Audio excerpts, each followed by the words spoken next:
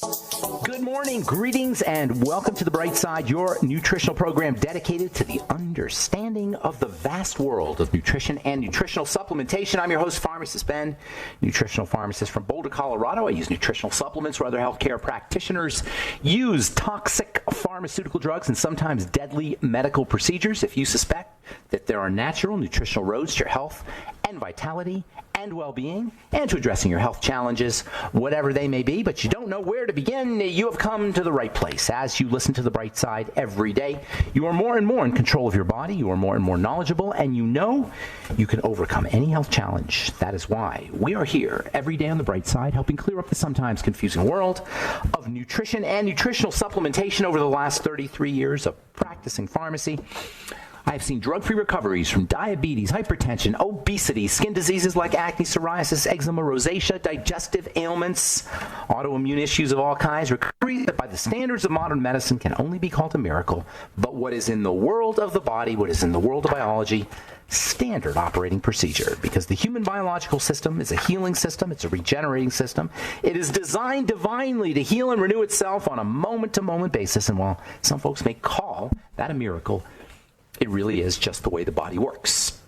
If you have questions about health, nutrition, prescription drugs, if you want to wean yourself off your meds and get on a good nutritional supplement program, we are here for you, and we welcome your calls at 844-236-6010, 844-236-6010.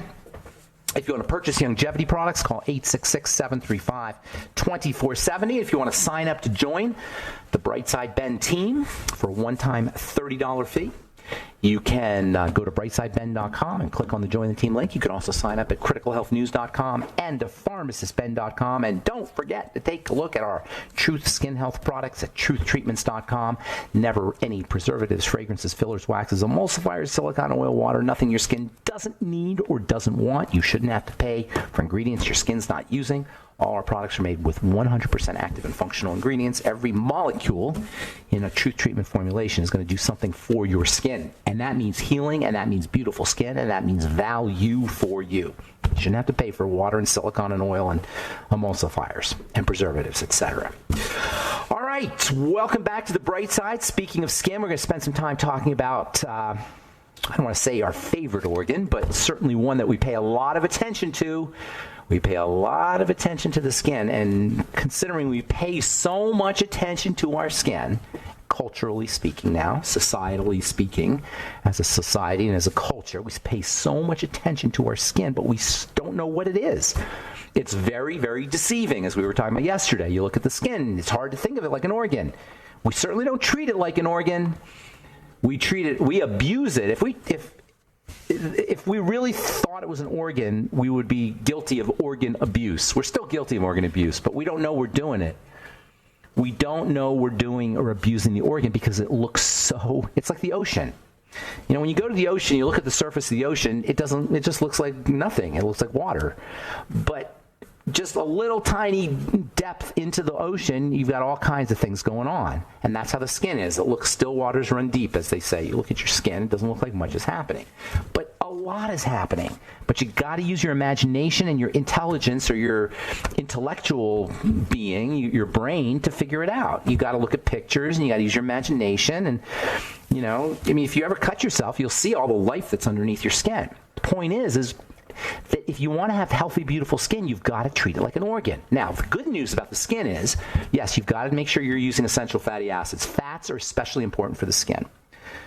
You can EFA. You can tell how important a nutrient is, a vitamin or a mineral or an amino acid or a fatty acid. You can tell how good these are or what they're good for by removing them out of the diets of animals. This is how they figure out what the B vitamins are for and what vitamin C is for, what vitamin E does, etc. So they take vitamin C out of an animal's diet, and the bones start to deteriorate, and the connective tissue deteriorates, and the blood vessels deteriorate. So they know that it's important for building these things, vitamin C is. You take the B complex, take vitamin B3 out of the diet of an animal, and the animal starts to get digestive problems and gets confused. It has brain problems. So we know that niacin is important for the brain, and we know that niacin is important for the digestive system. Well, you take essential fatty acids out of the diet, guess what happens? The skin gets dry. The skin gets scaly. hair, you get dandruff. The conditions that we all associate with skin as skincare problems are really the signs of can be, I should say, the signs of essential fatty acid deficiency. And it's little things like that that are important to recognize if we're going to have beautiful skin. Vitamin C is important for collagen production. Vitamin C deficiency will make you wrinkle. Essential fatty acids are important for skin moisture factors. Essential fatty acid deficiency will cause your skin to be dry.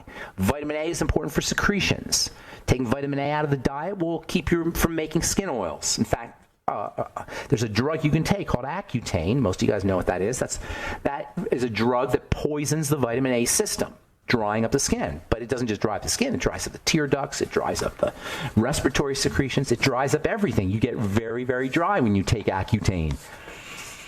So if you want to have healthy, beautiful skin, you absolutely positively have to make sure that you're supplementing and eating correctly and avoiding problem foods. Sugar represents a major skin problem food for a lot of reasons. So you got to make sure that you're taking care of your nutrition. But with the skin, that's true about any organ, right? Including the skin. But with the skin, we've got to, because it's on the outside of the body, we can hack into it from the outside in. You can't do that with your liver or your heart or your spleen or your intestine or your lungs. You can't get in from the outside to any of these organs because they're inside, they're deep. But the skin, by virtue of its external location, represents an organ. It's an organ that can be addressed or that can be affected from the outside in, for better or worse. Yesterday we talked about the exposome. The exposome is the toxicity that the skin has to deal with, and some of that toxicity gets in through the skin. Preservatives in skincare products are one of the worst. Sunscreens are another really bad one. I'm just talking from a skincare perspective or from a body perspective, using the skin as a route into the body. Sunscreens are awful. And I know every time I say that, when I do a talk, probably not to you guys, but every time I do a talk and I say avoid sunscreens, somebody raises their hand and tells me about their doctor saying it's the most important thing they could use, blah, blah, blah. I'm just telling you from a skincare perspective and from a skin as a route of administration into the body perspective, they're terrible, awful chemicals. I don't know if they're as bad as preservatives, but they're right up there. Preservatives are really bad, and so are fragrances. Preservatives, fragrances, and preservatives. There's a lot of drugs that act like hormones too. But preservatives and fragrances are. I forget what the third one was. But preservatives and fragrances are two of the worst things. And sunscreens. Those are probably the three worst things. Preservatives, fragrances, and sunscreens are probably the three worst chemicals that you could put on your skin. If you have to use a sunscreen, wash it off as soon as you can. And if you're looking for preservative-free products, go to truthtreatments.com, truthtreatments.com. All right, so I want to talk today, I'm going to talk for the next few days about the structure of the skin, how we can address it, and I'm really going to get into the skin a lot because I have an expertise in the skin. Everybody loves the skin, and our misunderstandings about the skin are deep. Even among dermatologists and estheticians and skincare professionals, and I've been teaching estheticians and skincare professionals. I've been working with estheticians and skincare professionals for 30 years, or for probably 25 years, and including teaching them at a school where I taught estheticians. Anyway, all right, so the most important thing about the skin is that it's layered. And the good stuff, the part where we want to be at, if we're really going to affect change in the skin, is deep. So transdermal penetration becomes very, very important. In pharmacy, we call percutaneous, through the skin. Per means through, cutaneous, the skin. Percutaneous absorption, transdermal absorption. This is an art. Getting things into the body through the skin is an art form. And it's also a science. It's a science and an art. And knowing how to do that is a powerful, powerful strategy for getting things where they need to be if you're going to have beautiful skin. Most of our skincare products do not leverage the skin as a delivery, a way of getting things into the body or into the lower levels. Most topical skincare products are strictly addressing the surface. They're not taking advantage of the stuff that's underneath because it's tricky to do it. And we're going to talk about how you do it and what kind of products to look for and what kind of ingredients to look for in order to maximize this important feature of the body's largest organ, the skin. All right, I'm Pharmacist Ben. 844-236-6010 is our number. We'll be back on the bright side right after this.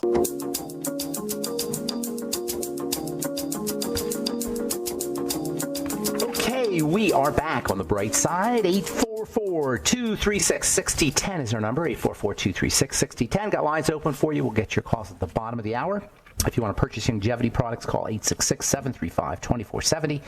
866-735-2470. And if you want to purchase our Truth Skin Health products, go to truthtreatments.com. Truthtreatments.com.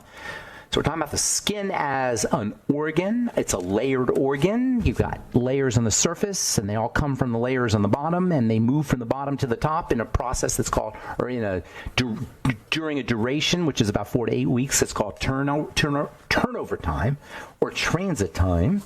That turnover time, transit time, 4 to 8 week period gets slower as we get older. Speeding it up is one of the ways that you can turn on the youth process.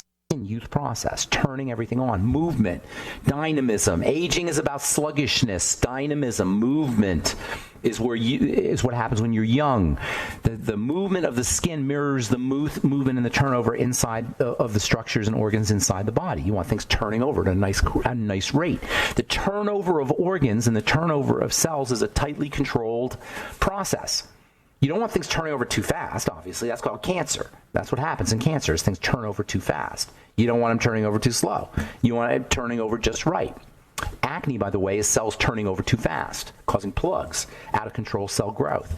So cells turning over, and psoriasis is another example of cells turning over too fast. The movement of cells, the development of cells, the maturation process of cells is tightly controlled. It's the maturation. Cells mature. They start off round and plump and juicy in the skin. They start off round and plump and juicy at the bottom, and then they mature. They become they shape shift as they move upwards. They're maturing and shape shifting. That process is called differentiation.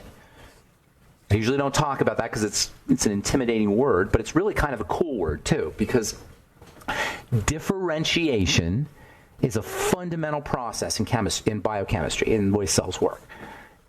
Cancer is a differentiation problem.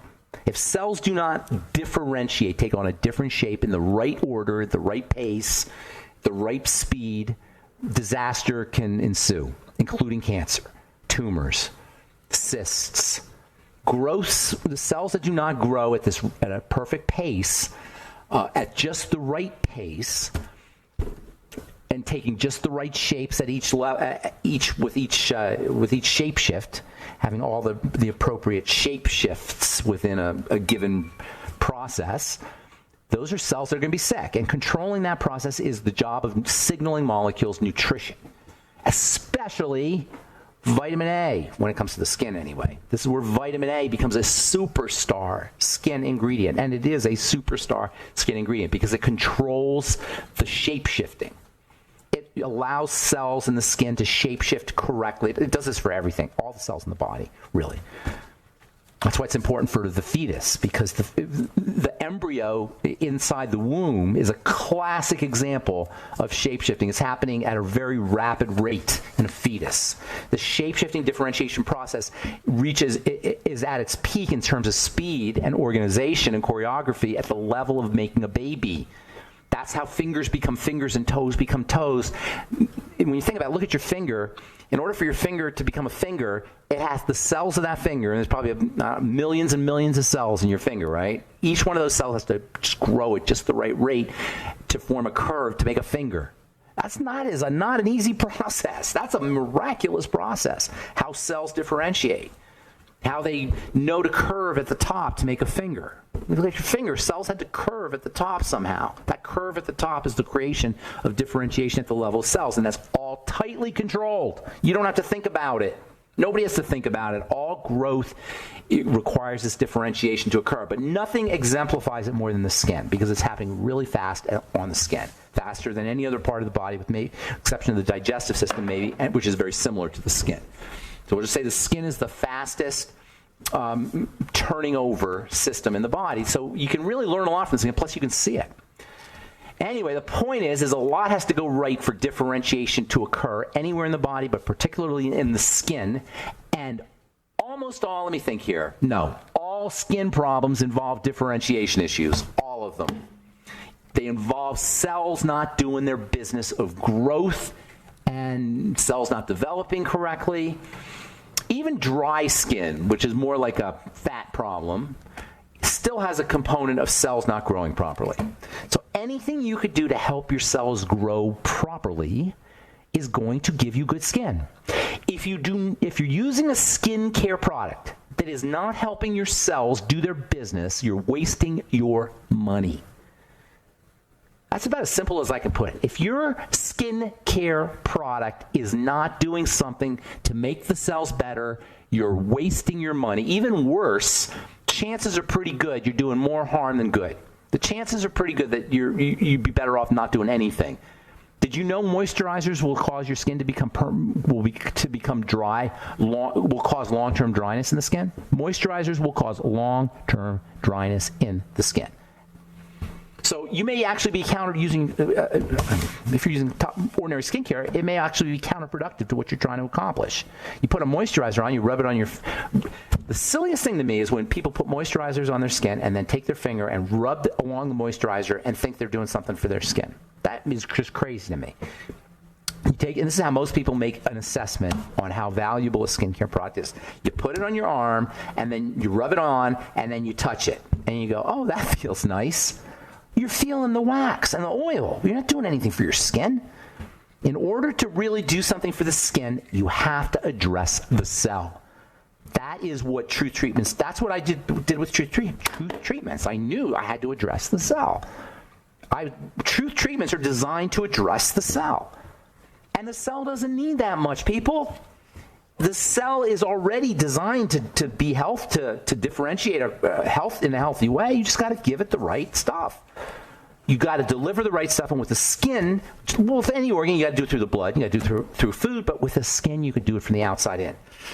And there's several things you got to do. First, let's dive into what the skin is. Skin's made up like baklava. It's made up of layers. The very first layer is like a fingernail. We talked about this yesterday. Thin fingernail on the surface.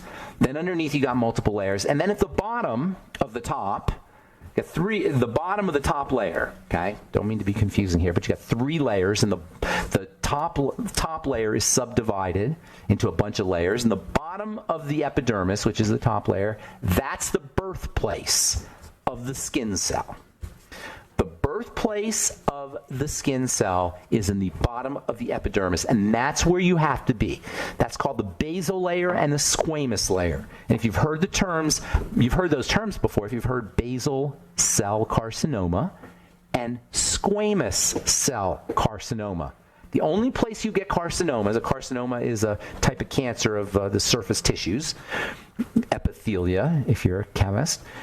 The carcinomas are in the skin are only in the basal layer and the squamous layer because that's the only place you have living cells. You can't get carcinoma in the top because there's no living cells there. Nobody has stratum corneum carcinoma. You have basal cell and squamous cell, and that's a clue. That means the basal and the squamous layers are the only layers where the cells are living and viable. That means you got to be there with your skincare product if you really want to do something for the skin. All right, we'll continue this discussion when we come back from our break. I'm Pharmacist Ben. We'll also get your phone calls. 844-236-6010 is our number.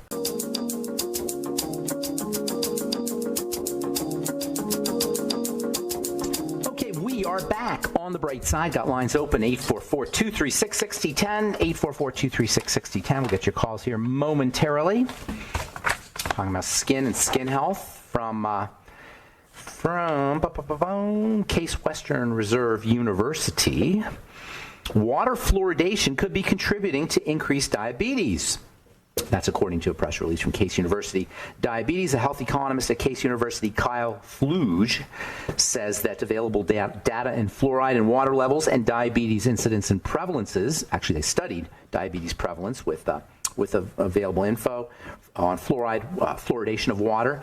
And when adjusted for obesity and physical activity, they found that quote, the models present an interesting conclusion that the association of water fluoridation to diabetes output depends on the consumption amount of tap water that's consumed, unquote.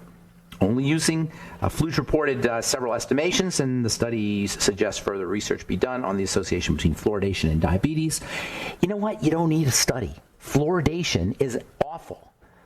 for the human body. Now, whether or not fluoride builds teeth is secondary. There are plenty of cultures that don't fluoridate the water that don't have rotting teeth. So whether or not fluoride is good for your teeth or prevents cavities is secondary to the fact that it's a toxic substance, that nobody disputes its toxicity. It's incredible toxicity. That's not in dispute. What's in dispute is the therapeutic window. In other words, what's in dispute is whether it's worth the risk. And I'm telling you, if you asked individual people whether it was worth the risk, most people would say no, especially when they understood what fluoride was. So the fact of the matter is fluoride is a chemical that's going to affect your brain, it's going to affect your bones, it's going to affect your connective tissue. It's not good stuff, and obviously it's going to have an effect on blood sugar and metabolism, and obviously it's going to have an effect on skin. After you wash your face with fluoridated or chlorinated water, you should be using topical fat-soluble vitamin C. And yesterday we talked about the exposome. The chlorine and fluoride is part of the exposome, the abuse that the skin gets. So not only do you want to make sure you're using topical vitamin C, fatty vitamin C, truthtreatments.com, by the way. You can get it, fatty vitamin C. But you also want to make sure you're taking vitamin C internally. Lots of it. And interestingly, with the skin, when you're deficient in vitamin C, your body's going to pull it out of the skin.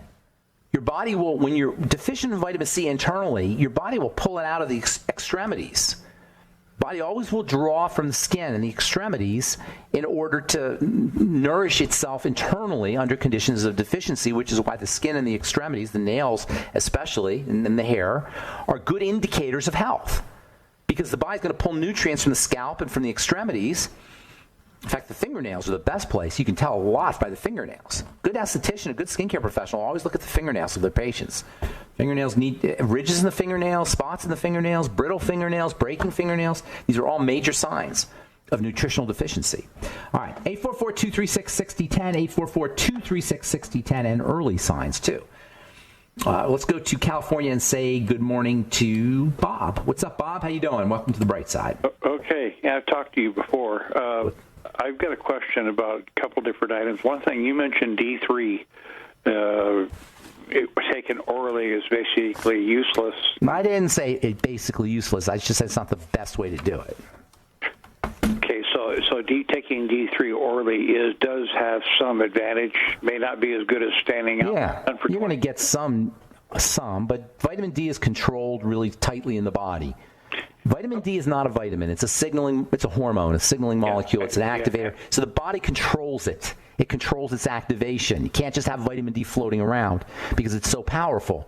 So it's very tightly controlled. There's activators, many activators for vitamin D. So just taking it orally, if you're not activating it, you're not going to get the benefits or as much of the benefits. So does the body make vitamin 3? Yes. Vitamin 3? Of course it makes it. So it doesn't come from the food you eat. No, it comes from food too, but mostly the best way is from the sun. Okay. Well, I've been working out in the sun a lot lately. But you want to be working naked. Are you working naked?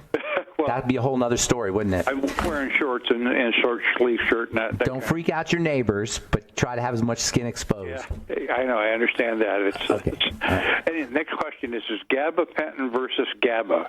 That's great. Great question. I was just reading up on have you heard of baclofen? Gabapentin and there's another one. What the heck's it called? It's Lyrica. That's gabapentin, actually, now that I think about it. So gabapentin and GABA, and also baclofen. Have you heard of baclofen? Lioresal. No, I haven't heard of. Okay, that's one they're using for addiction. These are all GABA-like materials, and GABA, of course, is GABA, but gabapentin, which I believe is Lyrica, if I'm not mistaken. Do you know that offhand? If it's Lyrica? I don't know where it's coming from. No, Lyrica is pregabalin. I'm sorry. You're right. These are all GABA derivatives is the bottom line. And yes, there's a big difference between gabapentin and GABA, but they're similar. Drug companies like to find molecules that work and then like to tweak them. Make it more powerful. This is a standard pharmacology strategy. You find a biomolecule or a plant molecule sometimes, one that works and it's effective, and then you put a little tweak in it. Remember, chemistry's tinker toys. So just think of a basic tinker toy shape that has functionality in the body, and then you stick something on it. and that allows you to patent it, and it gives you certain characteristics. This is medicinal chemistry in a nutshell. Okay, you take a tinker toy that works in biology, you stick something on it, and you patent it. Does that make sense? I asked a pharmacist what gabapentin was. She said, "Well, it's not really GABA. It's a chemical that causes the GABA that's in your body to have a longer life extension or something like that." It's a derivative. It's a tweaked. The simplest thing I can tell you is a tweaked version of GABA. So why would you do a tweaked version of GABA? Because GABA is a very calming substance in the body. It's called an inhibitory neurotransmitter. Have you heard of excitotoxins? Oh yeah. MSG, for example. Sure. Okay, MSG is glutamate actually, right? GABA is the opposite of excitotoxins. It calms things down. Excitotoxins speed things up. MSG is your classic excitotoxin, speeds things up. So is natural GABA, if you buy it from a health yes. food store, is that absorbable by the body? Yes, it's wonderful. It's not as powerful as gabapentin. It's not as powerful as pregabalin. It's not as powerful as baclofen. They're not as powerful as these GABA drugs because drugs are more powerful. Gabapentin is a more powerful version of GABA. GABA helps with seizures. Neurontin is a drug version of GABA, or Neurontin is gabapentin. Right. Okay? Yeah, that's just that Neurontin was the original name, and right. That's the generic name. So, okay, next subject. Yes. My wife is taking thyroxine for her thyroid because they claim her thyroid is low. Okay. She's always hot, and I'm always just about right. Well, and I'm wondering if they're raising. It could easily be the thyroxine doing it. I don't know, but yes, it could be. But it could be other things also. How old's your wife? 62. So temperature control gets all freaked out in a woman. By 62 it should be done, but she could be very easily having hormonal issues. I don't know if it's the thyroid. Does she have energy levels, or how's her hair? How's her skin? How are her nails? Is everything healthy in there?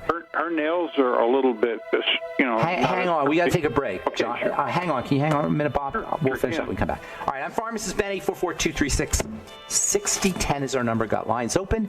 We'll be back on the bright side right after this.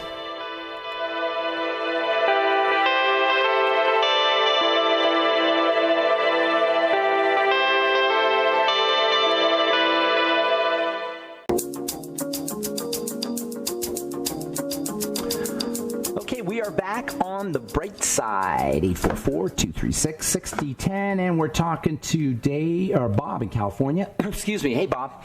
For the thyroid, if she's got other symptoms of hypothyroidism, then there's a couple things that I would say with the hot flash or with the warmth. The warm body temperature, I would probably guess it's an estrogen issue. Is she on hormone replacement by any chance? Okay, well, she had her gallbladder taken out, and I heard you last week talking about that. Once the gallbladder is out, then it can't regulate estrogen properly. Well, it's not quite like that, but once the estrogen levels drop, the gallbladder tends to be. That's when you really run into problems with the gallbladder. Did she have it taken out recently? About a year and a half ago. Okay, yeah. That's not uncommon, but that tells me there's something wrong with the digestive system. When I give her ox bile, and I give her the all that. Make sure fatty vitamins, digestive enzymes, and all that stuff. Fatty vitamins, essential fatty acids, liquid essential fatty acids, fatty vitamins. Now that's another thing. The EFAs. What are the true EFAs? Because I take flaxseed oil, but I think, like you said, flaxseed oil. Get Udo's blend. Get Udo's blend. Get yourself some Udo's blend. If you want the ultimate EFAs from longevity, are good for convenience. But if you want just kick-ass, excuse my French there, kick-butt powerful, real powerful oil, get Udo's blend. And go by skin. How's her skin? Is it dry skin? It's not. Oily or dry? It has to be one or the other. It's not going to be normal. It's probably more dry than it is oily. Yeah. Use her skin as a guide on the essential fatty acids and fat cravings. 3 great places to be to assess fat cravings. Number 1 is skin. Okay. Number 2, fat deficiencies, not fat cravings. 3 ways to assess fat deficiencies. Okay, Number 1 is skin. Number 2 is fat cravings for French fries and potato chips and fatty foods, she has that. Okay, well, that's a sign. And then also for women who are younger, menstrual problems. So those are the 3 ways you can tell that you have an EFA problem. So that's called Udo's blend? How do you spell that? UDOS blend. UDOS? Blend, BLEND. Okay, I'll look that up. Now, next question. And vitamin A, don't forget the vitamin A. Yeah, no, I got vitamin A. Now, I don't know how, 20,000 IU is a good place. It's hard 20,000? 20,000. Make sure she's getting some sun to get her vitamin D, maybe some fish oil to get her vitamin D. Lots of good protein, whey protein if she can do it, or egg protein if she can do it. I try to make her eat the soft poached eggs. Soft poached eggs are great for the skin. Yeah, soft poached eggs contain proteins that help moisturize the skin. That's another really interesting factoid that or benefit to eggs that we don't appreciate. Eating eggs helps moisturize your skin. It helps your body make moisture factors. We'll put it that way. You're so knowledgeable in so many different areas. A friend of hers just got diagnosed with stage 2 breast cancer. Now, stage 2, does that mean it's actually cancer cells, or is that cells that are on their way to be falling? No, stage 2, I believe there's already some cancer cells going. Stage 2, it's not insignificant stage 2 cancer. The point when you have cancer is you got cells under duress, whether it's stage 1, or stage 2, or stage 4. Stage 2, you've got some stuff going on. There's still it's local, it hasn't spread. But it's still, you've got the cancer's growing at stage 2. So if they go in there and surgically try to take that out, doesn't that allow cancer cells to escape? Now, this is theoretically it's kind of a myth, but I mean, when cancer cells escape the area that they're working on and go into the body, in the lymph, you've got the lymph nearby at stage 2. Right. So, of course, yes. So what you want to do with cancer, I can't answer that question. Everybody has to make their own decision, but I can tell you it's not breast cancer, okay? It's breast cell cancer. We don't say it in the words. I'm not being picky about the words. We have to recognize it's a cell issue. It's a cell that's under duress. It's a cell that's toxic. It's a cell that's starved. It's a cell that's suffocated. And that's how you want to look at it. That means nutrients. That means digestion. That means keeping toxicity out of the system, especially sugar and drugs. And that means making sure that you're oxygenating through movement and through deep breathing and relaxing and resting. I mean, I don't want to be, it sounds simplistic, but it is simplistic. Yeah. The cell doesn't need a lot. All right, I want to get a couple more calls in, my friend. Good to talk to you. Thanks so much for your questions. Again. Yeah, have a great day, Bob. Good to talk to you. All right, let's go to let's go to Barry in New Orleans. What's up, Barry? Good morning. Yes. I wanted to ask you about nutritional yeast because I was love it on the computer yesterday, and I was shocked that said nutritional yeast, in the process of making it, monosodium glutamate occurs naturally in nutritional yeast. So I want to get your comments on that. Well, MSG, monosodium glutamate, is just glutamate with a little sodium attached to it. So it makes sense that it would be in living organisms because glutamate is a fundamental molecule. It's a fundamental molecule in nature. Glutamate is it's part of life. It's an amino acid, right? So the problem is taking high amounts of it when it's separated from foods. This is the problem with MSG, monosodium glutamate. Monosodium glutamate is just glutamate. Monosodium means one sodium, but basically, which is a very small element. So that basically you're talking about an amino acid. So you say, well, and this is what the manufacturers will tell you. So what's the big deal? It's an amino acid.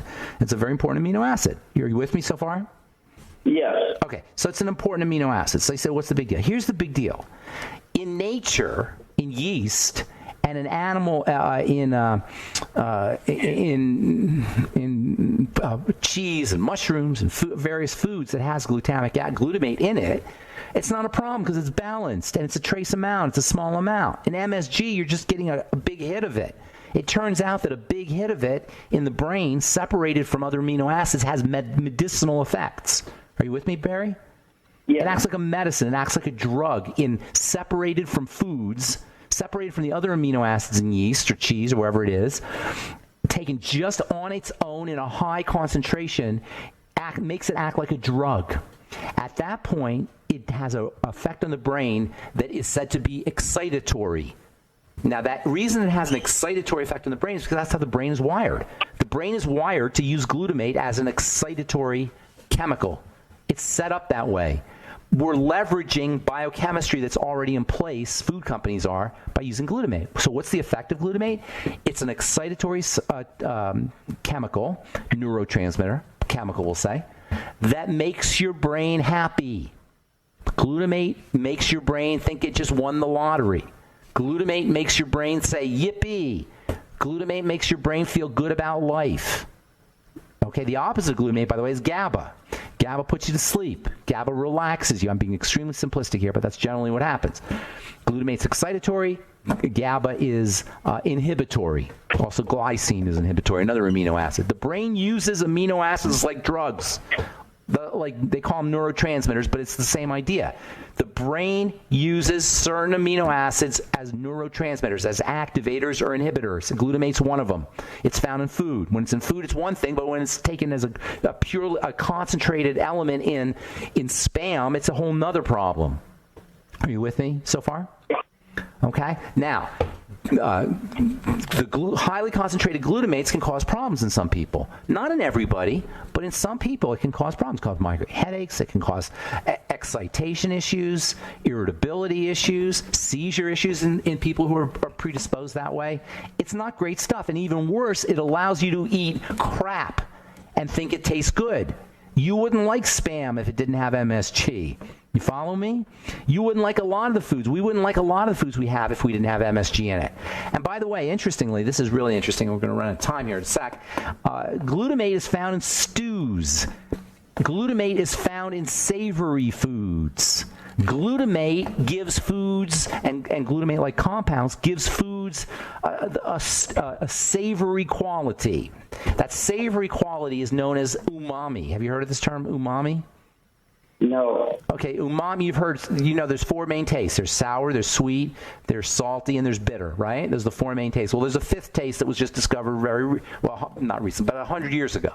It's called umami, U-M-A-M-I. Obviously, Japanese discovered it. Umami is the flavor of umami is glutamates and glutamate-like compounds. And this is what makes them so unbelievably delicious to us. We love savory. So MSG it creates a savory quality to Spam, which wouldn't taste good at all if it didn't have MSG. We find these savory qualities irresistible. And glutamate makes foods almost irresistible. There's a food called Accent. Is it called Accent? I forgot what it is. There's a spice you can add that's actually MSG, some kind of spice. I think it might be Accent. Hey, Barry, I got to go. That's all the time we have for today on The Bright Side. I'm Pharmacist Ben. Thanks for listening. Hey, please check out our skin health products at truthtreatments.com and the longevity products at brightsideben.com, pharmacistben.com, and criticalhealthnews.com. Have yourselves a wonderful, beautiful, awesome, spectacular day. We'll talk to y'all later. Bye for now.